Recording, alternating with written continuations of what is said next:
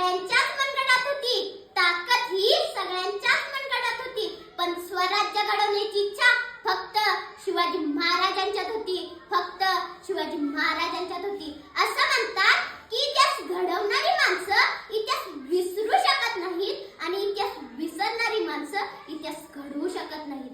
असाच इतिहास घडवलेली कथा सादर करण्यासाठी येत आहे मी श्री सागर रिडगे, इयत्ता 4थीची विद्यार्थिनी, विद्या मंदिर शृंगारवाडी, केंद्र चाफवडे, तालुका आजरा. माझ्या कथेचे नाव आहे स्वामिनिष्ठ शिवा. स्वामिनिष्ठ शिवा. बाहेर मुसळधार पाऊस पडत होता आणि राजे स्वतःच्या मनाशीच काहीतरी म्हणत होते. जगदंब, या सिद्धीला तर धडा शिकवायलाच हवा. एवढा शिवा आत आला. राजा बोलावणं धाडलाजी. हो शिवा, तू म्हणे आमच्यासारखा दिसतोस असं आम्ही फार ऐकले होते. आज आम्हाला प्रत्यक्ष बघायचंय. आत्ता आलो जी असं म्हणून शिवा आत गेला. राजांचाच वेश परिधान केला आणि राजांसारखाच मिशीला पीळ देत तो राजांच्या सामने आला. कसा दिसतो जी आणि बघत राहिले राजे. अरे शिवा, आरशात आमचाच रूप पाहिल्याचा भास होतोय शिवा. म्हणजे राजा त्यो सिद्धी भी आम्हाला ओळखायचं नाही. स्तब्ध झाले राजे. अरे शिवा, तुला कसं कळलं की आम्ही आमचं रूप घेऊन तुला त्या सिद्धीच्या भेटीला पाठवणार ते? तसा शिवा म्हणाला, राज, तुमच्या संगतीनंच इतकी दिस राहिलोय आणि एवढं बी समजणार नाही वय. द्या की वेडा, भिडतो की जाऊ त्या सिद्धीला. राजांनी शिवाला कडकडून मिठी मारली. राजांना माहिती होतं या उपवर शिवाची पुन्हा भेट नाही. डाव ठरला. राजांनी सिद्धीला निरोप पाठवला. आम्ही तह करायला तयार आहोत. तसा सिद्धी म्हणाला, ये अब्बा या दखन का चुहा हमारे मुट्ठी में. हा हा हा.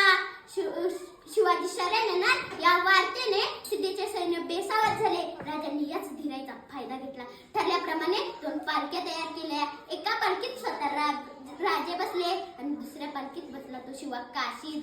राजांची पालखी आडवण्याने विशालगडाकडे जाणार होती तर शिवाची पालखी सिद्धीच्या भेटीला. सिद्धी वाटच पाहत होता. पालखी आली.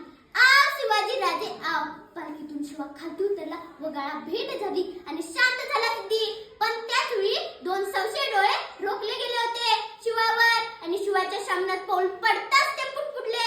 यह शिवाजी ने हो सकता आणि थबकला सिद्धी. मेहनतून सबसे निघाली. सपासप वाजले आणि विचारता झाला सिद्धी, सच बता, तू है शिवाजी? तसा शिवा कडाडला. अरे हो, मीच आहे शिवाजी. अरे हो, मीच आहे शिवाजी. त्यावेळी दुसरा वार, तिसरा वार वाराची पौछाण झाली आणि विचारता झाला सिद्धी, अब बता, तू है शिवाजी? तसा शिवा कडाडला. अरे हो, मीच आहे शिवाजी. अरे हो, मीच आहे शिवाजी. आता सिद्धी वळला त्या 2 सवशे डोळ्याकडे. तो होता अफजल खानाचा मुलगा फाजल खान. सिद्धीने विचारले, तुम कैसे कह सकते हो कि ये शिवाजी नहीं हो सकता? तसा फाजल खान म्हणाला, हुजूर, हमने देखा है शिवा को अब्बू जान के कत्ल के उस वक्त कृष्णाजी भास्कर के शमशेर का घाव शिवा के सर के ऊपर हुआ था. अगर ये सच में शिवा है तो ढूंढो ढूंढो इसके सिर पे. शिवाच्या मस्तकावरील जिरटोप खसकन काढण्यात आली. वाराची ती खून नव्हती. शिवा सापडला.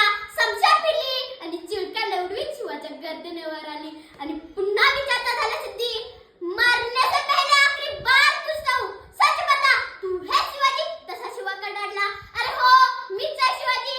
अरे हो, मीच आहे शिवाजी. जन्माला जरी शिवा काशीद म्हणून आलो असलो तरी मरताना शिवाजी महाराज म्हणून मरतोय. हे भाग्य काय कमी आहे का? एवढा शिवा कोसळला. त्याच्या पापण्या लावल्या. होठ हल्ले. श्वासानं माती उंच उडाली. उडणाऱ्या मातीला शिवा सांगत राहिला, जा माती जा, जाऊन सांग माझ्या राजाला शिवा गेला. मातीत मिळाला. नुसता मातीतच नाही मिळाला. राजा तर मातीसाठी गेला. मातीसाठी गेला. मातीसाठी गेला. धन्यवाद.